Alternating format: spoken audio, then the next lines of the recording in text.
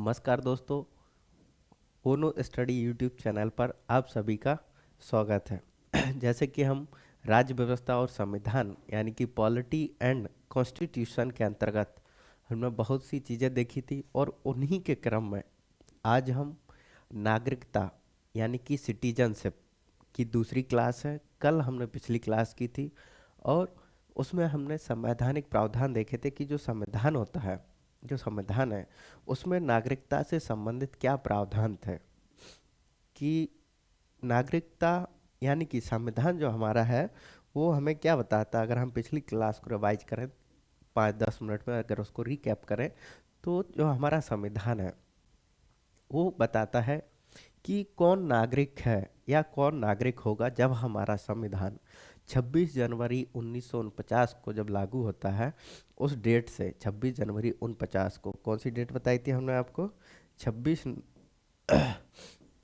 26/01/1950। ठीक है, इस डेट को संविधान बताता है कि कौन नागरिक होगा और कौन नहीं होगा। ठीक है, तो उसने इन सभी चीज़ों को आयाम दिया था और उसने आर्टिकल 5, आर्टिकल 6, आर्टिकल 7, आर्टिकल 8 और इस प्रकार की चीज़ों को हमने देखा था। ठीक है, अगर हम आर्टिकल के हिसाब से देखें ठीक है, तो आर्टिकल के हिसाब से देखने से पहले सबसे पहले हमने क्या देखा था उसमें कि जो नागरिकता की जो परिभाषा है कि नागरिक किसे कहते हैं।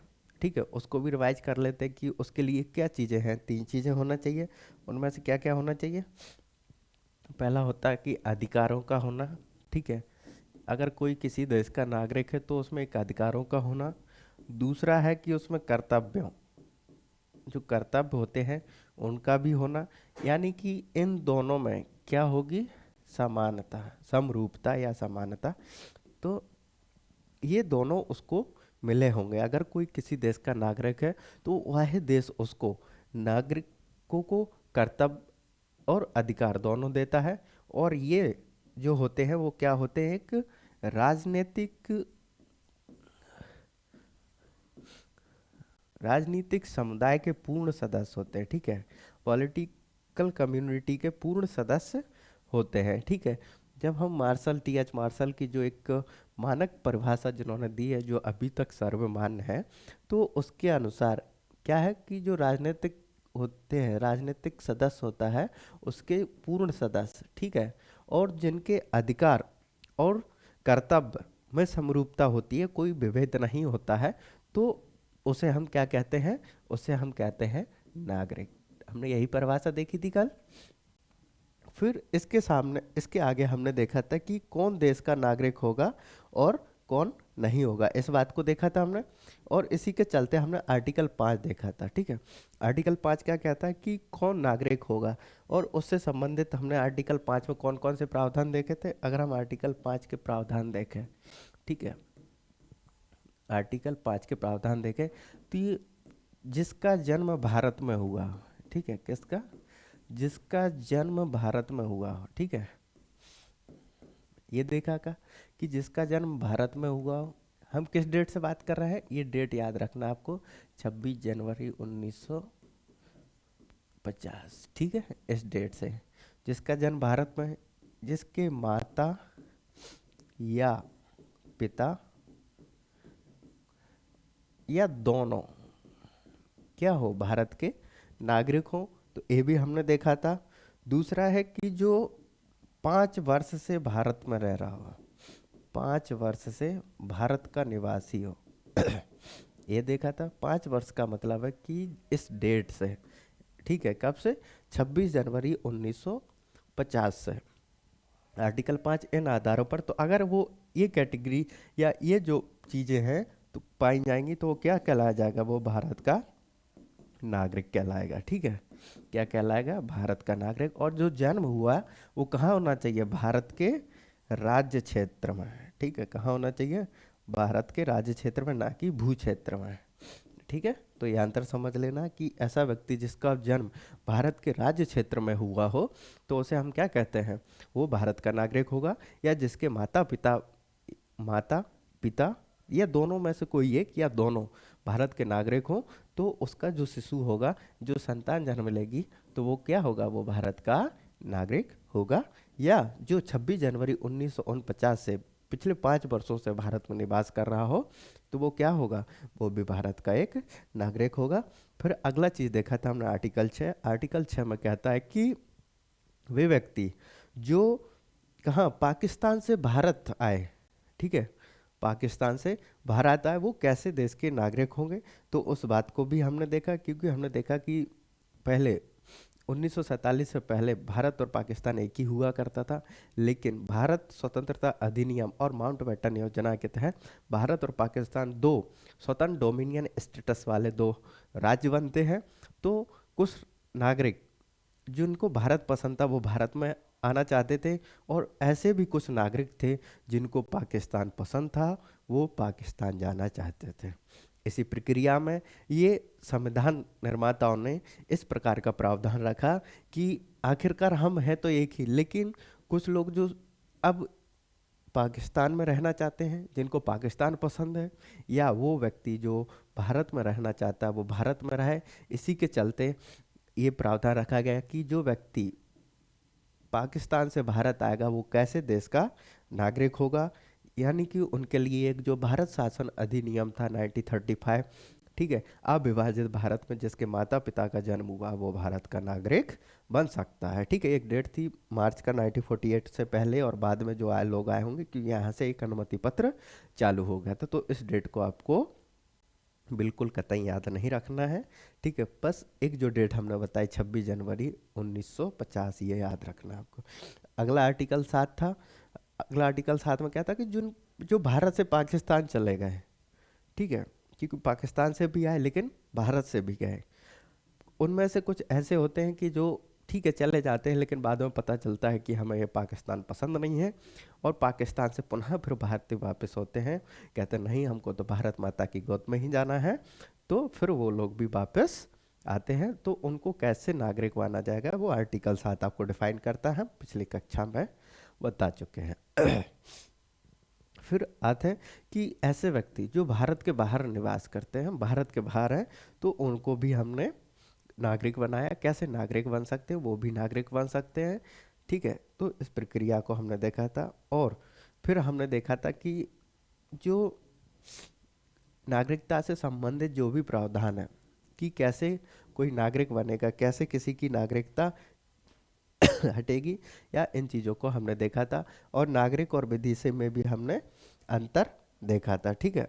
फिर हम देख रहे थे कि जो नागरिकता से संबंधित, अगर हम आज की क्लास देखें, ये जो पिछली क्लास का हमने रिकैप कर लिया है, अब यहाँ से आगे देखते हैं कि जो नागरिकता है कि संविधान हमारा नागरिकता प्राप्ति संबंधी कोई प्रावधान नहीं करता कि कैसे व्यक्ति नागरिकता प्राप्त कर सकता है, या कैसे व्यक्ति की नागरिकता समाप्त की जा सकती है, ठीक है, इसके बारे में संविधान हमें नहीं बताता है, ठीक है। लेकिन आर्टिकल 11 के अंतर्गत नागरिकता से संबंधित विधि विनियमित नियम बनाने की शक्ति संविधान ने किसको दे रखी, संविधान ने दे रखी है संसद को, ठीक है। इसलिए नागरिकता किसका विषय है, तो हम कहेंगे कि नागरिकता एक किसका विषय है, नागरिकता संघ सूची का विषय है। किसका है, संघ सूची का विषय है, ठीक है। अभी एक मुद्दा आपने अगर देखा होगा कि जो सीएए है, सीएए सिटीजनशिप अमेंडमेंट एक्ट, ठीक है, तो इसमें ममता बनर्जी जो ममता है आपकी पश्चिम बंगाल वाली, तो उन्होंने कहा था कि हम इसको लागू नहीं करेंगे, ठीक है। वो एक पॉलिटिकली बयान था, उनका एक राजनीतिक बयान था, लेकिन आपको पता है कि नागरिकता एक संघ सूची का विषय है जो सभी को मानना पड़ेगा, ठीक है। तो ये उससे डिनाय नहीं कर सकती हैं, ठीक है। तो इस बात को भी आपको याद रखना है। जब आप आर्टिकल 245 देखेंगे तो उसमें ये शक्ति केंद्र को दी गई है कि जो कानून केंद्र सरकार बनाएगी वो पूर्ण भारत पर लागू होगी, भारत के राज्य क्षेत्रों पर तो ममता बनर्जी ऐसा नहीं कर सकती, उनको लागू करना पड़ेगा, ठीक है। तो वो एक राजनीतिक बयान था कि हम सीएए को लागू नहीं करेंगे, ठीक है।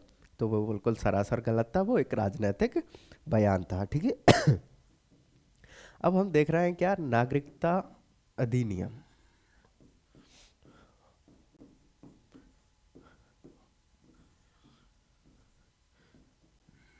नागरिकता अधिनियम कौन सा? 1955। ठीक है। जब केंद्र सरकार को यानी कि संघ सरकार को यानी कि संसद को ये शक्ति दी गई, तो संसद ने 1955 में ही नागरिकता अधिनियम बना दिया। ठीक है। नागरिकता अधिनियम 1955। ठीक है। तो इसके हम एक एक से प्रावधान देखेंगे कि नागरिकता अधिनियम क्या कहता है, और इसमें देखते हैं कि सबसे पहली बार संशोधन कब हुआ। तो हम कहेंगे इसमें सबसे पहले संशोधन हुआ था आपका 1957। ठीक है। अगर 55 में बना और 57 में इसमें संशोधन हुआ, फिर हुआ आपका 1985 में हुआ, 1986 में हुआ। ठीक है। तो ये लगातार संशोधन होते गए, और आपका 92 में भी होता है। ठीक है। फिर 2003 में भी होता है, और 2005 में भी होता है। कब होता है? 2003, 2005, 2015 और 2019। हम कहेंगे तो कितने बार हो गया? 1 2 3 4 5 6 7 8, यानी कि नागरिकता संशोधन अधिनियम में अभी 8 बार संशोधन हो चुका है। ठीक है। अगर कभी पीटी के लिहाज से या कभी पूछ ले तो कितने बार संशोधन हो गए, तो आप कहेंगे 8 बार हो चुका है। ठीक है।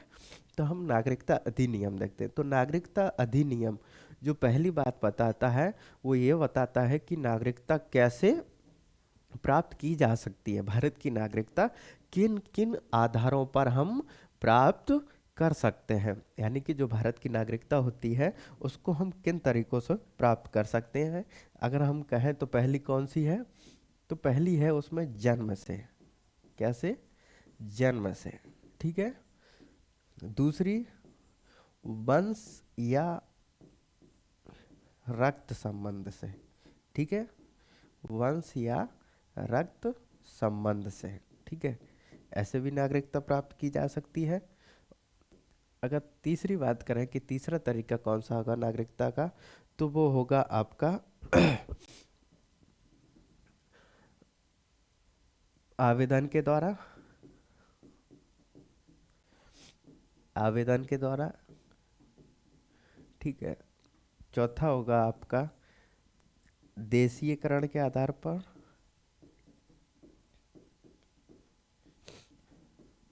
नेचुरलाइजेशन। ठीक है। और पांचवी बात करें तो किसी क्षेत्र का अधिविलय करने पर, यानी कि किसी क्षेत्र का विलय होने पर। ठीक है। किसी क्षेत्र का विलय होने पर, यानी कि जब हम नागरिकता संशोधन अधिनियम देखते हैं, नागरिकता संशोधन अधिनियम देखते हैं। ठीक है। नागरिकता संशोधन 1955 जब हम इसको देखते हैं, तो नागरिकता संशोधन अधिनियम हमें क्या बताता है? हमें 5 प्रकार से नागरिकता प्राप्त करने के, कि आप इन तरीके से भारतीय नागरिकता प्राप्त कर सकते हैं। कितने तरीके से? 5 तरीके से क्या नागरिकता प्राप्त की जा सकती है। ठीक है। तो भारतीय नागरिकता प्राप्त करने के कितने रास्ते हैं? तो आप कहेंगे कि 5 रास्ते हैं। कौन कौन से हैं? सबसे पहला है जन्म से।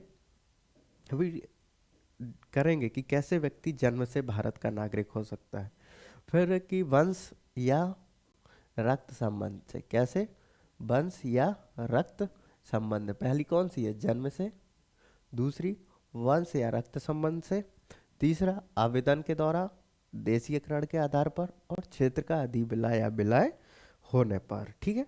तो सबसे पहले तो नागरिकता अधिनियम ने क्या बताया? हमें यही बताया कि नागरिकता हम 5 तरीके से प्राप्त कर सकते हैं। तो अब हम सबसे पहले देखते हैं कि जन्म से, कि जन्म से कैसे नागरिकता प्राप्त की जा सकती है। ठीक है।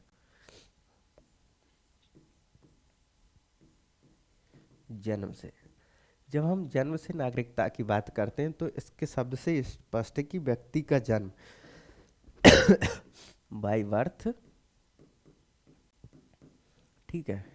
इसको जस सोली का भी सिद्धांत कहते हैं। क्या कहते हैं? जस सोली। ठीक है।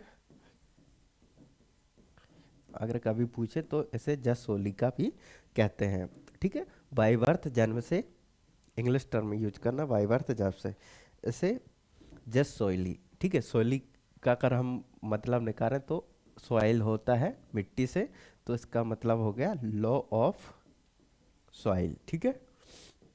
ये चीज़ें आपको किताब में नहीं मिलेंगी, बस ध्यान रख लेना, ठीक है। तो लॉ ऑफ सॉइल, ठीक है, जसोली का सिद्धांत, ठीक है। तो जन्म से कैसे, कि जिसका जन्म भारत में हुआ है, कहाँ हुआ, भारत के राज्य क्षेत्र में, ठीक है, कि जिसका जन्म कहाँ हुआ हो, भारत के राज्य क्षेत्र में, कहाँ हुआ हो, भारत के राज्य क्षेत्र में, ठीक है, या उसके माता पिता, कौन, माता या पिता या दोनों क्या हो, भारत के नागरिक हो। अगर माता या पिता, या माता भी हो तब भी वो भारत का नागरिक बन सकता है, या जिसके पिता हो, माता ना हो लेकिन पिता भारत का नागरिक हो, तो भी वो शिशु भारत का नागरिक बन सकता है। यानी कि या तो माता अकेली हो या पिता अकेला हो या दोनों हो, तो वो क्या बन सकता है, वो भारत का नागरिक बन सकता है, ठीक है। यानी कि इन दोनों के पास किसी एक के पास या दोनों के पास क्या होना चाहिए, भारतीय नागरिकता होनी चाहिए, ठीक है। क्या होनी चाहिए, भारतीय नागरिकता होनी चाहिए। तो ठीक है, तो अधिनियम का जो पहला पॉइंट था, नागरिक संशोधन अधिनियम का, वो पहला पॉइंट यही कहता है कि जन्म से कैसे व्यक्ति को जन्म से कैसे व्यक्ति को नागरिकता मिलेगी, बाय बर्थ। तो हम कहेंगे कि उसका जन्म कहाँ हुआ, भारत के राज्य क्षेत्र में हुआ हो, क्या कहेंगे हम, उसका जन्म भारत के राज्य क्षेत्र में हुआ हो, या उसके माता पिता, ठीक है, क्या कहेंगे कि उसके माता पिता दोनों, ठीक है, तो वो क्या होना चाहिए, उनके पास भारतीय नागरिकता होनी चाहिए।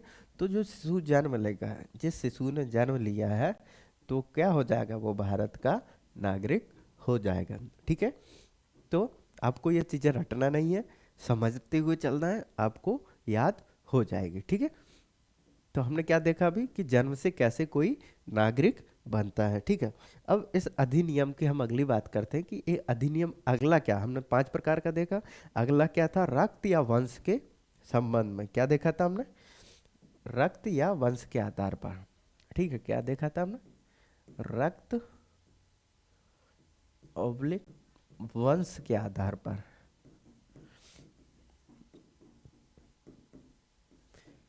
रक्त या वंश के आधार पर, ठीक है।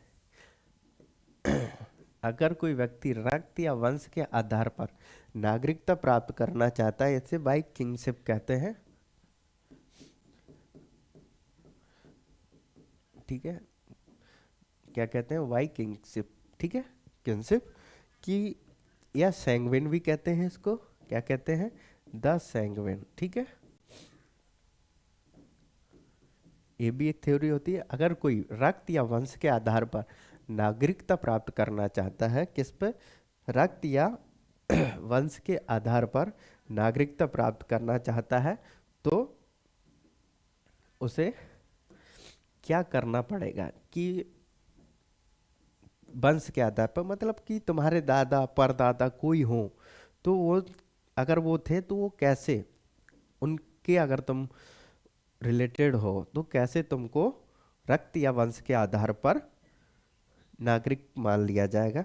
तो ये कहता है कि जो शिशु, जिस शिशु का जन्म, ठीक है, भारत के राज्य क्षेत्र में होता है, ठीक है, जिस शिशु का जन्म भारत के राज्य क्षेत्र से बाहर होता है, भारत के राज्य क्षेत्र से बाहर होता है, याद रखना कि जिस शिशु का जन्म भारत के राज्य क्षेत्र से बाहर होता है, यानी कि जो भारत का राज्य क्षेत्र है वहाँ उसका जन्म नहीं होता है, ठीक है, कोई शिशु है, उसका जन्म भारत के राज्य क्षेत्र में नहीं होता है, लेकिन भारत के राज्य क्षेत्र से बाहर होता है। लेकिन अगर उसके, किसके, इसके माता या पिता या दोनों क्या है, भारतीय नागरिक, क्या है, भारतीय नागरिक है, या किसी एक के पास भारतीय नागरिकता है, ठीक है, तो हम क्या कहेंगे जस्ट एक सेकंड पानी पी लेते हैं।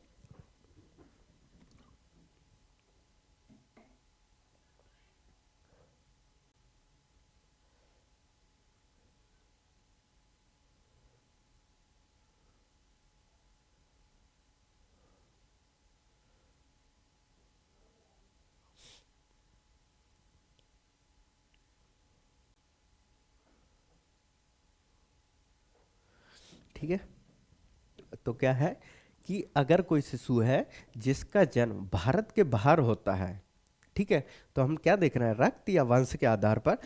तो इसका मतलब है कि जो इसके मॉम डैड हैं, जो इसके माता पिता हैं, या तो माता या पिता, तो या दोनों क्या है, किसी एक के पास या दोनों के पास क्या है, भारतीय नागरिक है।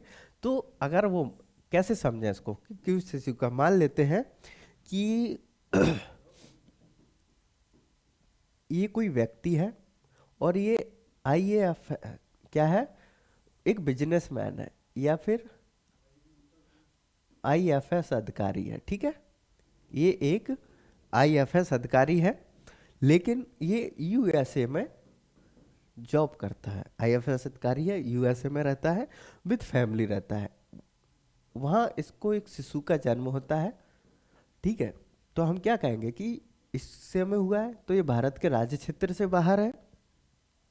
जब वो भारत के राज्य क्षेत्र से बाहर है तो, लेकिन उसके जो पापा हैं, जो उसके फादर है या उसकी जो मदर है, उसके पास क्या है, इंडियन सिटीजनशिप है, तो उसका जो शिशु होगा उसका 1 वर्ष के अंतर्गत क्या करना होगा, भारत 1 वर्ष के अंतर्गत रजिस्टर्ड या भारत सरकार को बताना होगा, क्या बताना होगा जो दूतावास होता है उसमें उसको वहाँ इंफॉर्मेशन या रजिस्टर कराना होता है कि हमारा एक शिशु का जन्म हुआ है, उसको भारतीय नागरिकता, तो वो 1 साल में बता सकता है। अगर कारणवश नहीं बता सकता है, ठीक है, तो वो केंद्र सरकार की अनुमति लेकर बाद में बता सकता है। और ये जो प्रावधान लागू हुआ, ये 3 दिसंबर 2004 से लागू हुआ है, ठीक है, कब से हुआ है, 3 दिसंबर 2004 से, ठीक है। अब एक प्रश्न उठता है कि आपने देखा होगा कि कोई भारतीय महिला, ठीक है, कोई भारतीय महिला या भारतीय पुरुष किसी विदेशी से शादी कर लेते हैं। जैसे आप देखेंगे, अगर ये उदाहरण के तौर पर अगर आप देखेंगे कि जो सानिया मिर्जा हैं, जो सानिया मिर्जा हैं, ठीक है, तो उन्होंने शोएब मलिक से शादी कर ली। अब प्रश्न उठता है कि जो उनका पुत्र होगा या पुत्री होगी, पुत्र या पुत्री होगी, वो पाकिस्तान का नागरिक होगा या भारत का नागरिक होगा, कैसे डिसाइड करोगे। तो ये समझने के लिए आपको ये चीज़ समझनी होगी, ठीक है, कि अगर कोई भारतीय नागरिक किसी विदेशी से शादी कर लेता है तो उसके द्वारा उत्पन्न जो संतान होगी, क्या वो भारतीय नागरिक होगी या फिर पाकिस्तान की, ठीक है। तो इस बात को समझने के लिए आपको ये समझना होगा, अगर उसके माता, देखो पहला पॉइंट क्या है, उसके माता या पिता कोई एक भारतीय नागरिक हो, ठीक है, अगर वो 1 वर्ष के अंदर बता देते हैं कि हम कहाँ, किस देश के नागरिक बनना चाहते हैं, ठीक है, तो वो बता सकते हैं। लेकिन अगर ऐसा नहीं होता है, नहीं बताते हैं, मान लेते हैं कि ये लोग नहीं बताते हैं, तो जो शिशु का जन्म हुआ है, ठीक है, जब वो 18 वर्ष का हो जाएगा, कितने का, 18 वर्ष का, यानी कि अब वो वयस्क हो गया है, ठीक है, वयस्क हो गया है, भारत में 18 वर्ष ही वयस्क है, तो यानी कि वो 18 वर्ष में वयस्क हो जाएगा। 18 वर्ष के 6 माह के अंदर, कितना, 6 माह के अंदर, ठीक है। अब ये बड़ा हो गया, तो अब इसको ये बताना होगा कि हम किस देश के किस देश के नागरिक बनना चाहते हैं, भारत के या पाकिस्तान के, ठीक है। फिर वो उसके ऊपर निर्भर करता है कि वो किस देश का नागरिक बनना चाहता है या किस देश का नहीं, ठीक है। तो इसका मतलब ये होगा कि अगर जो सोनिया मिर्जा या शोएब मलिक का जो भी पुत्र होगा, अगर वो 18 साल का हो जाता है, या जो उसका पुत्र होगा वो भारत का नागरिक होगा या नहीं होगा, इस बात को समझना पड़ेगा। एक सेकंड दोस्तों, एक सेकंड।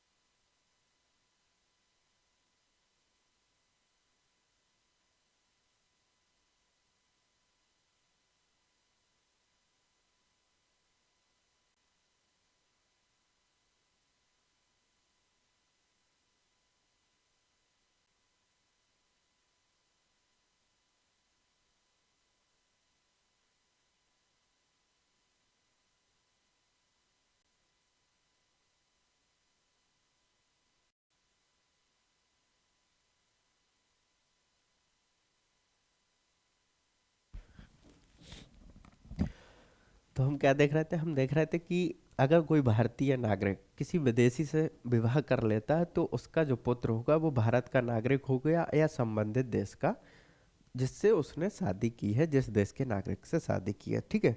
तो तो ये जो व्यक्ति है जो 18 वर्ष का हो गया, तो ये तो वो उस देश की नागरिक छोड़ देगा, जैसे ही पाकिस्तान की नागरिक छोड़ देगा तो वो भारत का नागरिक बन जाएगा। लेकिन अगर वो नागरिकता नहीं छोड़ता है पाकिस्तान की, तो भारत की नागरिक नहीं बन सकता वो, ठीक है। इससे पता चलता है कि भारत एकल नागरिकता का प्रावधान करता है। क्या चलता है पता है? कि भारत एकल नागरिकता का प्रावधान रखता है, ठीक है। अब अगली चीज आती है, अगला सिद्धांत क्या है, ठीक है। अब हम अगली चीज को देखते हैं, ठीक है। अगला किस आधार पर भारतीय नागरिकता मिल सकती है, वो है आपकी देशीयकरण के आधार पर, ठीक है। किसके आधार पर? देशीयकरण के आधार पर, ठीक है। हम पीआईओ ओसीआई वाला जो मुद्दा है वो हम एक अलग से देखेंगे कि पीआईओ क्या होते हैं, ओसीआई क्या होते हैं, तो इस चीज को भी हम अलग से देखेंगे, ठीक है। एनआरआई भी देखेंगे, ओसीआई भी देखेंगे और पीआईओ भी देखेंगे। लेकिन अभी जो अगला अपना तरीका है, प्रकार है नागरिकता प्राप्त करने का, वो कौन सा है? देशीयकरण के आधार पर। क्या है? देशीयकरण के आधार पर, ठीक है। क्या है? देशीयकरण के आधार पर, कि कैसे कोई नेचुरलाइजेशन के आधार पर नागरिकता प्राप्त कर सकता है, ठीक है। यानी कि देशीयकरण के आधार पर वो भारत का नागरिक नहीं है, उसके माता पिता भी भारत के नागरिक नहीं है, लेकिन फिर भी वो भारत के नागरिक बन सकते हैं। वो किस आधार पर बन सकते हैं? तो नागरिकता संशोधन अधिनियम वो प्रावधान करता है, एक जो तीसरे नंबर के हम देखते हैं वो है कि देशीयकरण के आधार पर। कैसे? देशीयकरण के आधार पर। अगर हम देशीयकरण के आधार की बात करें, तो इसका मतलब होता है कि जब वो व्यक्ति भारत में रह रहा हो, ठीक है। क्या हो? भारत में रह रहा हो, यानी कि उसका जो होगा आवेदन, जब वो करेगा, आवेदन के 12 माह पूर्व, ठीक है। आवेदन के 12 माह तक निवास, सॉरी, आवेदन के 12 माह तक निवास, ठीक है। पहली शर्त क्या है? कि अगर कोई, ये व्यक्ति है कोई, ठीक है, इसको नागरिकता चाहिए, कैसे? देशीयकरण के आधार पर, ठीक है। ये अगर कोई व्यक्ति है और उसको देशीयकरण के आधार पर नागरिकता चाहिए, तो पहली देशीयकरण के नागरिकता की शर्त क्या है कि आवेदन के 12 माह तक निवास, ठीक है, ये व्यक्ति है तो इसको जब इसने आवेदन किया, ठीक है, आवेदन किया तो इसको इसके 12 माह तक निवास करना होगा, ठीक है। दूसरी शर्त क्या है?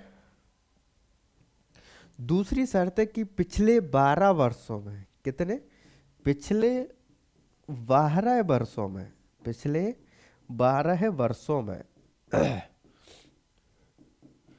वह 11 वर्ष, पिछले 12 वर्षों में वह 11 वर्ष निवास किया हो, भारत में निवास किया हो, ठीक है। पिछले 12 वर्षों में 11 वर्ष निवास किया हो, ठीक है। और अगला जो है जो 8वीं अनुसूची है, क्या है? 8वीं अनुसूची में जो भाषा है वो किसी एक का ज्ञाता हो, किसी एक का ज्ञाता हो, ठीक है। ये शर्त अगर कोई पूरी करता है तो उसको देशीयकरण के आधार पर नागरिक बना दिया जाएगा। कैसे? कि अगर देशीयकरण के आधार पर अगर आपको नागरिक बनना है तो क्या कहेंगे कि अगर जब वो आवेदन कर रहा होता है, जिस डेट को मान लेते हैं उसने एक्स डेट को बाय महीने में उसने आवेदन किया नागरिकता के लिए, ठीक है।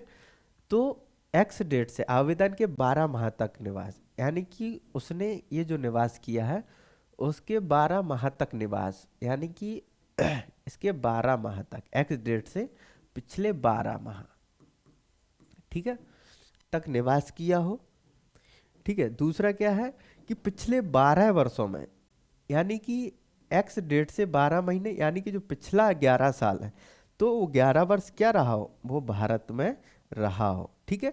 इसका मतलब है कि जो 12 माह है ये भी तो एक वर्ष हुआ, ठीक है। और ये 11 वर्ष तो टोटल कितने हो गए? 12 वर्ष हो गए।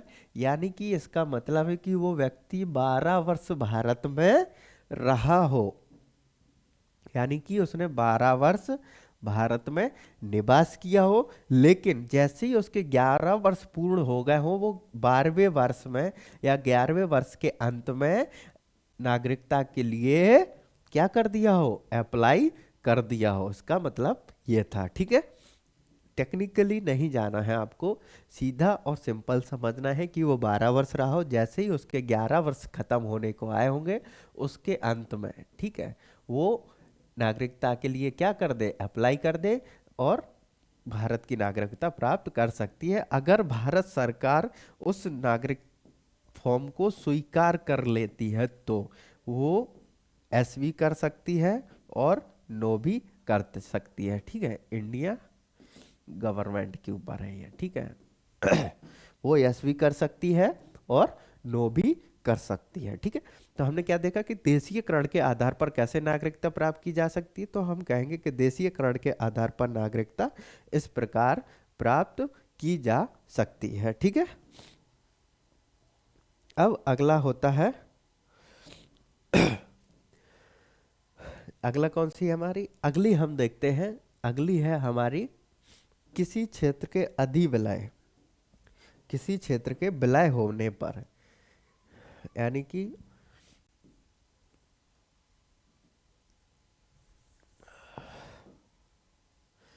अगली क्या है कि किसी क्षेत्र के विलय होने पर, ठीक है, क्या होने पर, विलय होने पर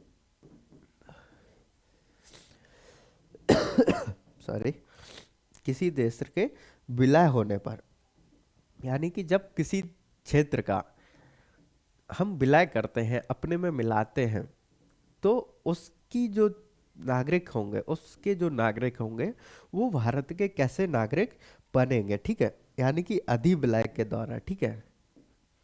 इसको एक अधिविलय भी कहते हैं, क्या कहते हैं विलय को, अधिविलय के द्वारा, ठीक है। यूपीएससी ठीक है, अति विलय के आधार पर, ठीक है।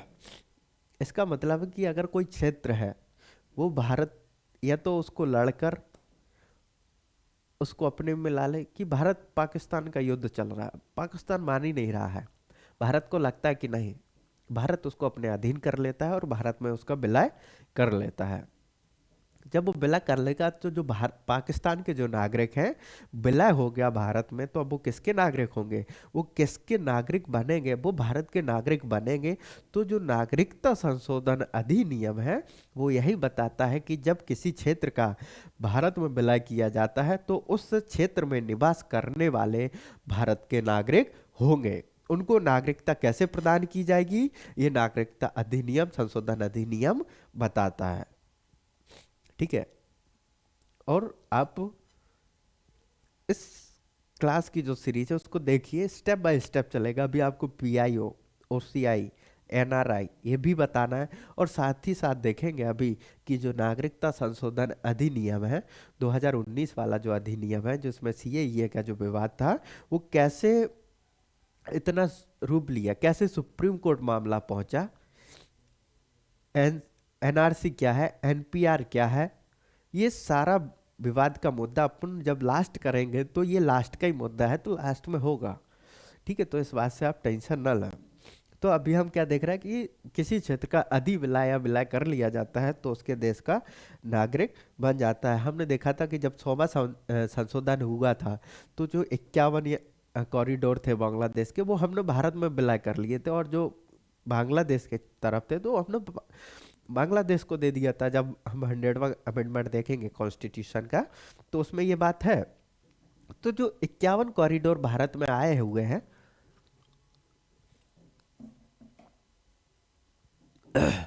जो 51 कॉरिडोर भारत में, जो 51 गांव का बिला हुआ, तो उसके जो नागरिक हैं, वो अब किसके नागरिक होंगे, एक सेकंड दोस्तों, वो अब भारत के नागरिक होंगे। एक सेकंड दोस्तों,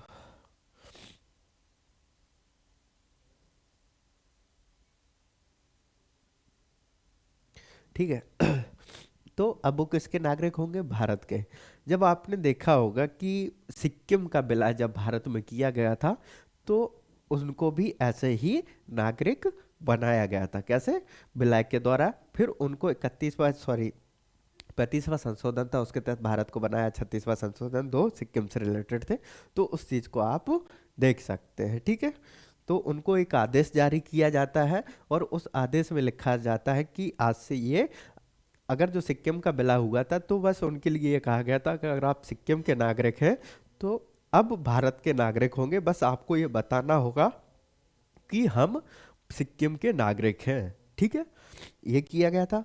अब हमने कितने प्रकार से देख ली, हमने नागरिकता को 4 प्रकार से देख लिया: जन्म से, रक्त या वंश के संबंध से, और देशीयकरण से, और क्षेत्र या विलय के आधार पर। अब जो अपना लास्ट बचता है, लास्ट है हमारा आवेदन के द्वारा। किसके द्वारा, आवेदन के द्वारा।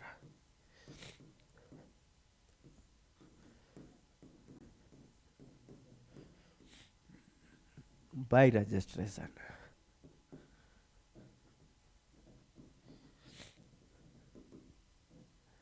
कैसे, बाय रजिस्ट्रेशन, ठीक है। तो इस बात को भी समझेंगे कि रजिस्ट्रेशन के द्वारा कैसे, यानी कि जो रजिस्ट्रेशन के आधार पर व्यक्ति, यानी कि इसका मतलब है कि कोई व्यक्ति, ठीक है, वो 7 वर्ष भारत में रहा हो, 7 वर्ष तक भारत में निवास किया हो। क्या, 7 वर्ष तक भारत में निवास किया हो। या दूसरा, इसके माता पिता या इसके पूर्वज क्या हो, भारत के नागरिक रहे हो, ठीक है। तो वो लोग भी आवेदन के द्वारा नागरिक बन सकते हैं, ठीक है। अब ये क्यों रखा, अगर हम इसकी चर्चा करें तो हम कहेंगे कि यहीं से पीआईओ, ठीक है, यहीं से निकलता है आपका एक नया मुद्दा। कौन सा वाला, वो हम देखेंगे अभी, पीआईओ का। कौन सा, पीआईओ, कौन सा? PIO, ठीक है, पर्सन ओरिजिन ऑफ इंडिया, ठीक है, पर्सन ओरिजिन ऑफ इंडिया कि समझ में आ रहा है कि पर्सन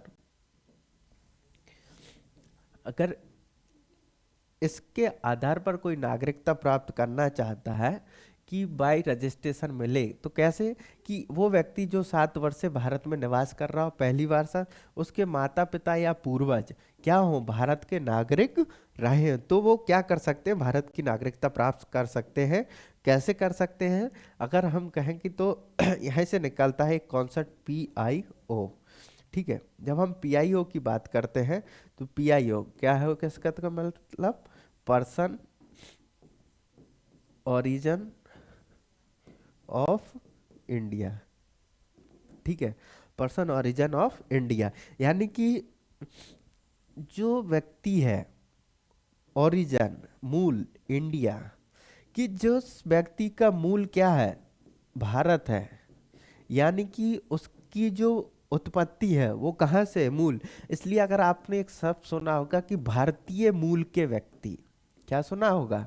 भारतीय मूल के व्यक्ति, क्या सुना होगा? भारतीय मूल के व्यक्ति, यानी कि उनका ओरिजिन क्या है? उनका ओरिजिन है इंडिया। तो ऐसे व्यक्ति आवेदन के द्वारा भारत के नागरिक बन सकते हैं। अब ये व्यक्ति आए कहाँ से, कैसे हैं जो ओरिजिन? इस कहानी को सुनोगे तो आपको आधुनिक भारत का इतिहास पढ़ना होगा। जब भारत एक सुखद और समृद्ध देश हुआ करता था, ठीक है, लेकिन सन 1600 में के आसपास ईस्ट इंडिया कंपनी भारत आती है, और हम जानते हैं कि ईस्ट इंडिया कंपनी ब्रिटिश साम्राज्य का साम्राज्यवादी हित लेकर भारत की ओर प्रस्थान करती है और भारत में स्टैब्लिश्ड हो जाती है, ठीक है। भारत में संसाधनों की बहुत ही उपलब्धता थी। अगर हम उस समय ब्रिटिश साम्राज्य का बात करें तो आज का जो अमेरिका है वो कहीं ना कहीं ब्रिटिश साम्राज्य के अधीन रहा, लेकिन ब्रिटिश साम्राज्य बहुत ही बड़ा फैला हुआ था। हम कहते हैं कि उसके एक साम्राज्य में सूरज हमेशा डूबता ही नहीं था, यानी कि उसका साम्राज्य इतना बड़ा था कि अगर कहीं सूरज उग रहा है तो कहीं अंधेरा हो रहा होता, कि मतलब ऐसा होता था कि उसके साम्राज्य में कभी सूरज डूबता नहीं था, ठीक है। जैसे ही वहाँ इंडस्ट्रियलाइजेशन हो जाता है, वहाँ संसाधनों को मांग बढ़ती है, वहाँ कच्चे माल की आवश्यकता पड़ती है, तो भारत के जो लोग हैं बहुत ही कृषि में उन्नत थे, बहुत सारे कार्यों में उन्नत थे, ठीक है। तो वो लोग यहाँ से भारतीय मूल के व्यक्ति जो भारत के नागरिक थे उनको ले जाते हैं, अफ्रीका ले जाते हैं, और इस टाइप के जहाँ जहाँ उनका साम्राज्य था, कॉलोनियन थी, वहाँ वहाँ ये उनको ले जाते हैं और वहाँ उनको बसा देते हैं। क्योंकि भारत के लोग कई कामों में निपुण थे, तो वो लोग वहाँ जाके बस जाते हैं, ठीक है। जब वो बस जाते हैं तो पता चलता है कि उनको वो देश अच्छा लगने लगता है और वो लोग वहीं रह जाते हैं, ठीक है। जब वो वहीं रह जाते हैं तो जब उनकी संतान होगी, अब भारत देश आज़ाद हो जाता है 1947 के बाद, फिर वो भारत के नागरिक बनना चाहते हैं, तो वो कैसे नागरिक बनेंगे? तो उनको कहा गया है PIO, person of origin India, ठीक है, भारतीय मूल के व्यक्ति, इनको ही कहा गया। अगर हम PIO, person of origin India, ठीक है, भारतीय मूल के व्यक्ति, अगर हम इसकी परिभाषा देखें तो हम कहेंगे कि एक ऐसे विदेशी हैं, PIO एक ऐसे विदेशी हैं जिसके माता पिता या पूर्वज भारत के नागरिक रहे हैं, भारत के नागरिक रहे हैं, ठीक है। तो हम क्या कहेंगे कि जिसके माता पिता या पूर्वज भारत के नागरिक रहे हैं, वो क्या होंगे? वो भारत के PIO कहलाएंगे, पर्सन ऑफ ओरिजिन इंडिया, ठीक है। तो आप कई बार सुनते हैं कि भारतीय मूल का नागरिक इस पद पर आसीन हुआ है विदेशों में, तो उसका संबंध है कि उनके जो पूर्वज होंगे वो कहीं ना कहीं भारत से संबंध रखते हैं, चाहे वो मॉरिशस हो आपका, चाहे वो आपका कोई भी हो, जो अफ्रीका हो, साउथ अफ्रीका हो। आप देखेंगे कि जब Mahatma Gandhi Africa, south Africa जाते हैं और अपना आंदोलन करते हैं, तो वहाँ कितने बड़े लोग, वहाँ के साथ कितने लोग भारतीय जुड़ जाते हैं। तो ये कहीं ना कहीं उस चीज़ को दर्शाता है। ठीक है, इस बात। और अब हम इससे आगे देखते हैं। एक आपने टर्म सुना होगा क्या, NRI। क्या सुना होगा, NRI, non resident of India, अनिवासी भारतीय। ठीक है, नाम में ही रखा है, नाम से ही मतलब समझ में आ रहा है, अनिवासी भारतीय, कि यानी कि जो भारत में निवास नहीं करते हैं। शेक्सपियर की शेक्सपियर ने कहा है कि नाम में क्या रखा है, लेकिन राजनीति विज्ञान में नाम में बहुत कुछ रखा होता है। ठीक है, तो इस बात पर ना जाए कि इस नाम में क्या रखा है। तो नाम से समझ में आ रहा है कि अनिवासी भारतीय, जो भारत में निवास नहीं करते हैं। ठीक है, यानी कि लंबे समय से बाहर रह रहा हो। क्या, लंबे समय से बाहर रह रहा हो। ठीक है, लेकिन ये नागरिक होते हैं। क्या होते हैं, भारत के नागरिक होते हैं, लेकिन वो लंबे समय से भारत में नहीं रह रहे होते हैं। वो भी 7 वर्ष तक भारत में रहकर नागरिकता प्राप्त कर सकते हैं। ठीक है, तो अब PIO है, भारत के नागरिक हैं। अगर मान लेते हैं कोई भारत का व्यक्ति है, ये भारत का व्यक्ति है, ठीक है, अगर वो किसी विदेशी नागरिक से शादी कर लेता है, किसी विदेशी नागरिक से शादी कर लेता है, तो उसकी जो धर्म पत्नी या जो धर्म पति होगा, ठीक है, अगर वो किसी महिला से शादी करता है तो उसकी पत्नी हुई, अगर वो किसी मेल से शादी करता है तो उसका पति हुआ। अगर वो ऐसा करता है, अगर उसको भारतीय नागरिकता चाहिए, तो उसको 7 वर्ष भारत में रहना पड़ेगा।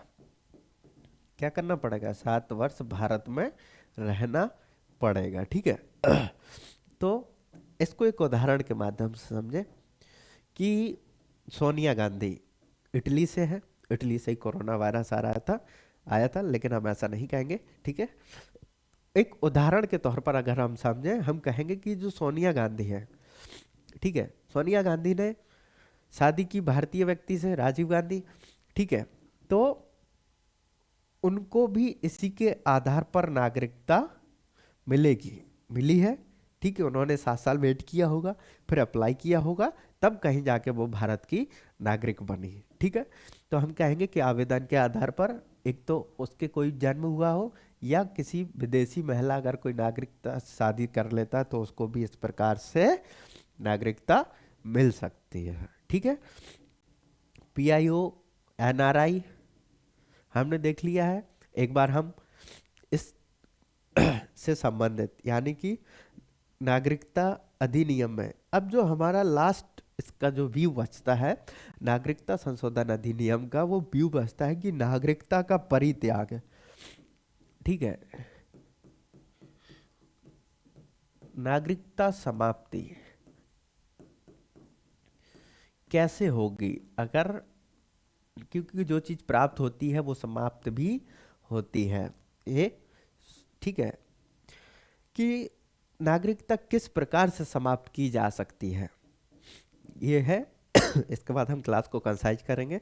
तो सबसे पहले देखते हैं कि नागरिकता कैसे समाप्त की जा सकती है। पहली होती है किसे, स्वेच्छा से त्याग देना। क्या है, स्वेच्छा से त्याग देना। स्वेच्छा से त्याग देना। ठीक है, अगर कोई व्यक्ति किसी देश की, यानी कि भारत की नागरिकता स्वेच्छा से त्याग देता है, तो उसकी नागरिकता क्या हो जाएगी, समाप्त हो जाएगी। ये व्यक्ति है और इसने कहा कि हम इंडियन गवर्नमेंट की नागरिकता, भारत की नागरिकता त्यागते हैं और वो ऐसी सूचना गवर्नमेंट को दे देता है तो उसकी नागरिकता समाप्त हो जाएगी। ठीक है, इसको बोलते हैं रेन्यूसेशन, परित्याग करना, इंग्लिश में याद करना रेन्यूसेशन। ठीक है, क्योंकि ट्रांसलेट यूपीएससी के बहुत खतरनाक होते हैं, कुछ भी लिख सकते हैं। उन्होंने एक बार टैबलेट को गोली कंप्यूटर लिख दिया, जो टैबलेट आप चलाते हैं उसको क्या लिख दिया, गोली कंप्यूटर। ठीक है, हिंदी में। तो सबसे पहला कौन सा है कि वो त्याग दे, परित्याग कर दे। ठीक है, दूसरा अन्य देश की नागरिकता ग्रहण करने पर, अन्य देश की नागरिकता ग्रहण करने पर भारतीय नागरिकता स्वतः समाप्त हो जाएगी। इसका मतलब यहाँ से क्या है कि भारतीय संविधान एकल नागरिकता का प्रावधान करता है। ठीक है, अगर कोई है मिस्टर बी या मिस्टर एक्स, अगर अमेरिका जाते हैं और वो अमेरिका की नागरिकता या पाकिस्तान की नागरिकता या चाइना की नागरिकता को स्वीकार कर लेते हैं तो माना जाएगा कि उनकी इंडियन सिटीजनशिप समाप्त हो गई। ठीक, मतलब कि वो सिर्फ एक देश के नागरिक रह सकते हैं अगर उन्होंने किसी अन्य देश की नागरिकता को स्वीकार किया तो, यानी कि भारत एकल नागरिकता का है। ठीक है, फिर होता है कि वंचित किया जाना। ठीक है, यानी कि आपको नागरिकता से हटा दिया जाना है। हमने अभी देखा था कि आवेदन के द्वारा, ठीक है, या देशीयकरण के द्वारा, ये जो दो प्रकार थे नागरिकता प्राप्ति के।